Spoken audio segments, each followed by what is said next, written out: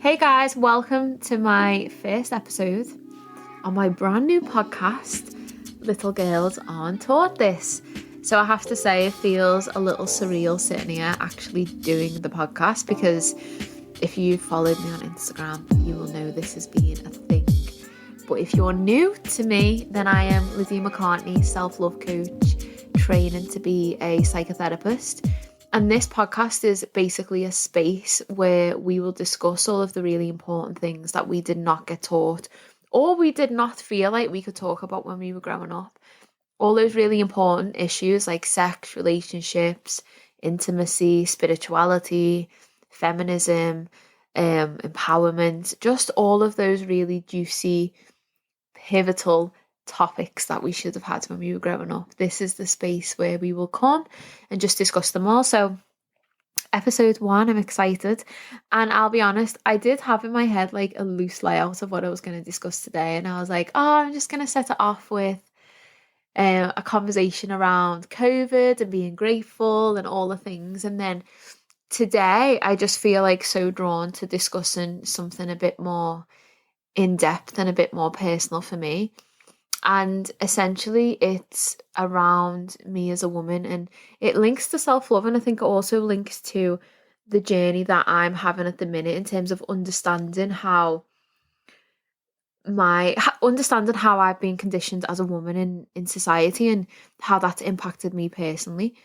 So the title of this episode is called Don't Call Me Pretty, and I think the reason being is I just want to talk about that. I just want to unpack that and talk about that and explain the reasons why, because I think for me now I'm in such a space where I don't see that as a huge compliment anymore, and I've moved away from that desire for people to notice my physical appearance, and that actually, that feeling when somebody compliments how you look and it gives you that like sense of validation in it, in a way, it gives you like a sense of a purpose, like not a deep purpose, but as a woman we're taught that our attractiveness is a quality that gets us places. We're taught that is the main feature that we want people to notice about us, whether that's our body, our physical appearance, or our face, or whatever it is. It always comes down to our attractiveness.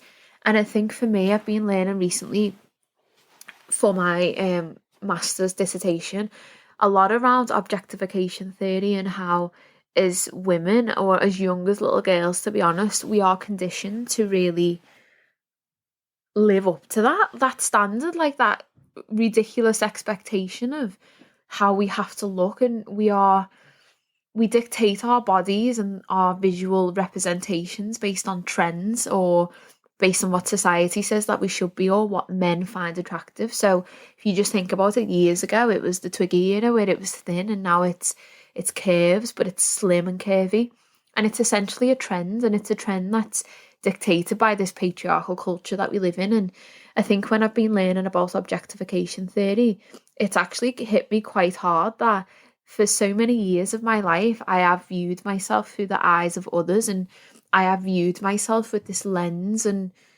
trying to be what other people would find attractive, or what other people would notice me for. So whether that was my bum, or whether that was trying to enhance my cleavage, or always wearing makeup and looking pretty, and my hair always being a certain way.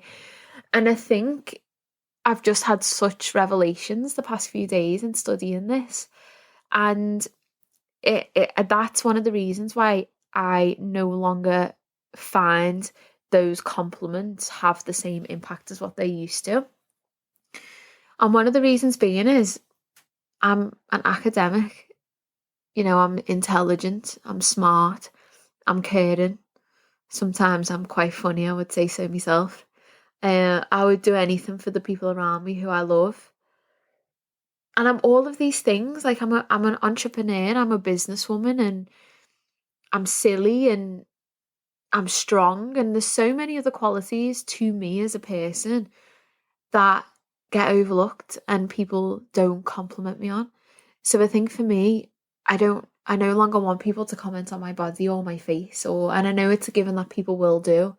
However, that no longer has the same impact and it no longer serves me in the way that it used to. And I think it's because I'm realizing that, oh yeah, so I'm actually intelligent. But if you compare what you may say about me compared to a male, would you comment on the fact that a male is smart, or would you comment on the fact that a male is an academic?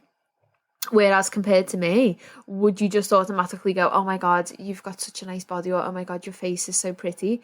And it's like asking that question as to why, like, but I just think when I've been learning about this objectification theory, it just absolutely blows my mind how we are so conditioned to see ourselves through the eyes of others. And I think that's the reasons why we, as women, we have so many issues with our body, and we have such a disconnect with our body, because the minute we start developing and maturing, our body is given to other people. So when we're teenagers and we start to develop breasts, like, boys in school notice that, they tease us for that, and we're made to feel like shame and cover up. And when we have our periods, again, it's around that shame and that secrecy of periods. Nobody notices if a boy is growing hairs on his chest, or nobody notices if a boy's balls have grown bigger. Like, no one comments, because it's not a thing that is pointed out to comment on. It never will be, and it never has been.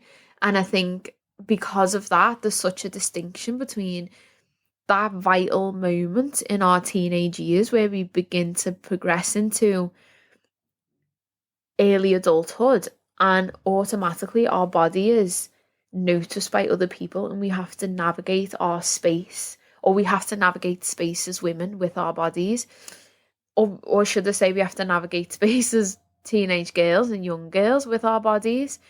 And we're taught that from an early age, and I just think it's really insightful. And why is that? And if we're taught that so young on, and it's like a generational thing within society, it's like an expectation, like, it is so natural, it just occurs as if we're eating. It comes into these natural behaviors that we do, like eating and sleeping and drinking and going to the toilet. It's so normal. It's not, unless you actually delve into the roots of it and you actually shine a light on it, it's not really thought twice about. And I just think that in itself is quite interesting. So for me, it's just trying to navigate that new, well, or should I say, trying to navigate this new space I'm in terms of understanding my self-objectification, because that is a reason. So also linking to this episode of Don't Call Me Pretty is I feel strongly about this, because I feel there's a lot of deep sadness, I think, towards the younger version of me, of the things that she did do, and how somebody catcalling me in a street made me feel good about myself, or somebody's commenting on the size of my bum and making a sexual comment towards me. I was conditioned to believe that made me attractive and was a good thing, and the reality is that's so not true. But if that's the type of validation that we're taught to seek out, then we're gonna make our behaviours align with wanting that validation, aren't we? So we're gonna wear things that we wouldn't necessarily feel 100% comfortable in. Like, I know for me, there's been trends out there with clothes, or there's been like dresses and stuff that I've worn on nights out because they were in trend, or they were fashionable, or they made me look sexy and appealing. So in a way, I like self-objectified myself through clothes on a night out. But I know the reality for me, I was like hoisting my skirt down because it was too small, or I was making sure my boobs didn't fall out, or I couldn't fully enjoy myself because I just felt exposed. Like, and everyone will have their own threshold of what this feels like for them. But I know for me, like, there's been certain outfits I've worn and I've just been like so uncomfortable actually in them, and so uncomfortable trying to navigate my body in the outfit that I think I should wear to be sexually appealing, because that's what I'm taught to do. But then the reality is I'm actually very uncomfortable in that space. So it's just when you begin to join all the dots of these things, it really is mind blowing as to how our looks are so important, and why are they so important? And it's just for me like a different layer of self-love. And I suggest for anybody watching this, like, go to your journal and simply write down all the amazing qualities that you have that don't make you an object. And, you know, it sounds like pretty, I don't know, I feel like maybe it sounds a little bit out there when you begin to say it. Like when you first hear about it, and if you're listening to me talk about it now, it can seem a little bit like an object. Like, I don't objectify myself. And that's what I was like initially. I was like, no, I've never objectified myself. And the reality is, yes, I have, like, very much so. There's been moments in my life where my whole thought process was around how people were viewing me. And to be honest, if I get really honest with it, that was up until the point of 2018, when I was still very much in the fitness world and pushing myself and just completely disconnecting from myself because I wanted to look a certain way. And that's a form of self-objectification because, you know, you're viewing yourself through the eyes of other people and you're trying to be this version of yourself that other people are going to find acceptable, when the reality is, how do you view yourself and how do you see yourself through your eyes? And have you ever heard people say that, like, I wish she could just see herself through the eyes that I see her through? Well, no, we don't want to see you through your eyes. We want to see ourselves through with our own perception of our own lived experience, with all our beauty and all our mess and all our things that, you know, we don't feel as confident as everything else with, but we want to see it from our perspective. We want to see the moments when we look absolutely stunning, and we want to see the moments when we wake up in the morning and we might look a little bit of a mess and our hair's all over the place, but we want to see all of this through our perspective, and that's the most important thing. Like, why is that always taken away from us? Why is that always that, without realizing, our power taken away, or our perspective is always shifted to how somebody else views us, when it's really the most important thing is how we view ourselves? And that's something that has been taken away from us, and that's something that has been conditioned out of us. Like, even, it's just, and it really is sad. And I think that's one of the reasons why I thought I'd talk about it today on the podcast, because I think it just sets it off on like a good foot for the type of stuff that we're going to be talking about, for one. But also it's just like it's like something for me now that is like manifesting and ruminating. I always say this to clients, it's like when you have a thought, you just let it ruminate, and I always picture like bubbles coming to the surface, and that's essentially what it is. Like, you let something cook inside you let it come to the surface, and when it's ready to be unearthed, or when it's ready to be tasted and worked through, then it will be there, it will come fully to the surface. So for me, these issues that I'm talking about in the podcast in this episode are like trickling, they're ruminating, their magic is there, and I can feel it, and it feels like a something, and it feels like a big eye opener for me, and it feels like another side of self-love that I just want to shout out about, because I don't really feel like we talk about it, because it opens up all these other issues of like empowerment and you know, like if you go down the feminist route, like what some feminists would say about objectification and self-objectification, and then you have the whole OnlyFans culture and the porn culture. So for me, with just all these thoughts, I'm just like one little woman in my room trying to like shout about it, but then I also have to navigate the space and understand it before I talk about it, because I am a feminist and I am very strong about female empowerment, but then I also have all these other sides and perspectives. And I think a fear for me is that, and it's a fear, is that my intentions are taken and misplaced, and that actually I'm seen as disempowering people. And that's something I've actually been talking to my therapist about, is I want to talk about all these social political issues that we face as women, but I'm just like cautious about it, because I don't want it to be misconstrued, and I don't want to appear like I'm coming across as disempowering, I guess, to women. So yeah, it's a space, but this is the perfect place to do it, I guess, the podcast, isn't it? It's like, this is my podcast and I'm just sharing my opinions, and some weeks I'm going to get other women on, and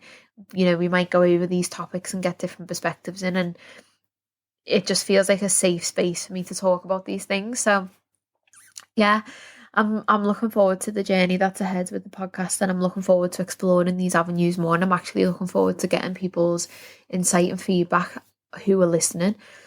So yeah, don't call me pretty. Which I feel like, as a 28-year-old woman, is quite a bizarre thing to come out and say. And I feel like it is a bit of a burn your bra, feminist, like, fuck you energy. But in the other way, like, it's not. It's like a sincere, wholehearted of just trying to say that we're so much more than our physical attributes. And I think to step away from this objectification, we first have to understand it, but then we have to put it into play and really realise that in our own lives. So how have you take some time to think about how you have objectified yourself? And it's difficult. It's not going to be easy to think into that, but it's just always about doing things for other people. And not only do we objectify ourselves sexually, we objectify ourselves in so many ways that it's never ending. It's not just around our bodies, it's around everything. But that objectification leads to so many issues with like food, and that is why diet culture like really homes in on us, and it makes so much money off us, because it's always about how other people see us and what we need to do to please other people and what we need to do to fit into other people.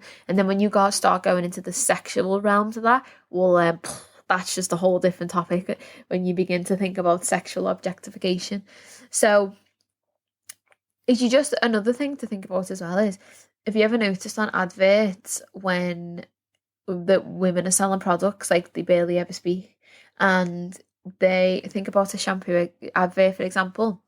So when a woman's in the washing her hair, it's all sensual, isn't it? It's all, she's not talking, but it's like a visual thing. Everything to do with women, like even in the media, is visual that we sell. It's like our appearance and how we look, like our facial structure, will make people buy into this idea of perfection, will make people buy into this idea of aesthetic beauty, which then links into like the aesthetic culture that we live in of just changing everything about our faces. So it's an interesting one, because some would say it's empowering, some would say it's objectifying. It just depends how it lands for you. But just take time to think into that, because it's a form of self-love to understand how you've done that, and it's a massive form of self-awareness to understand that, because I don't think there's one woman that's never done it in a lifetime, and I don't think there's a time in our lives where if someone wasn't to ever comment on our physical appearance, like make good comments to me, and that we wouldn't notice that, and we wouldn't internalize that and take that as we're not attractive enough to be noticed. But the reality is why the fuck do we need to be noticed for our physical appearance? Like, who cares? Like, I have nice teeth and a nice face, or a big bum, or like whatever it is that people notice. And to think that was so consuming for me at one point, to the point where I would buy bigger leggings in the gym and I would hoist them up my arse, and that wasn't for me. Like, no part of that was for me. Like, if we actually think about it and apply logic to it, why is me getting pants that are too big for me and wedging them up my arse a thing for me? It's not. It was so when people are looking at me, they see the bum, because the bum was something that makes you attractive. It's what women are after very much now. It's what is desired by men. So all these little simple things I was doing without actually fully realising why I was doing it, these were just part of my behaviour. And this was, at the time for me, I did feel like empowered by it, and that's fine. Oh, excuse me. I did feel empowered by it, and that's absolutely fine. But I think coming out of that and progressing out of that, I can see actually like that wasn't really the best space that I was in, and actually it doesn't quite feel like that was empowering for me. It was just I was being validated. So at the time, if I needed validation, and I needed it from men, and I needed it from booty pictures, and I needed it from comments on Instagram, and I also needed to look like what I deemed was beautiful and pretty and desirable. And when I see my arse in those gym leggings and they were pulled right up, which accentuated my bum, I felt like I was enough. I felt like I was pretty. I felt like I was beautiful, and I felt like I was desirable. Whereas if I would have went in a baggy t-shirt and black leggings, I would not have felt like that. So I think looking back, you have different perspectives on behaviours at different times. So that is episode 1, and quite a good episode, I think. There's so many ways I can unpack this in so many places, so I'll probably talk about this again in future episodes. But yeah, I hope you've enjoyed it. Please subscribe, please download, please share and spread the love of the podcast. And thank you so much for listening, and I shall see you next week for a new episode. Send us so much love.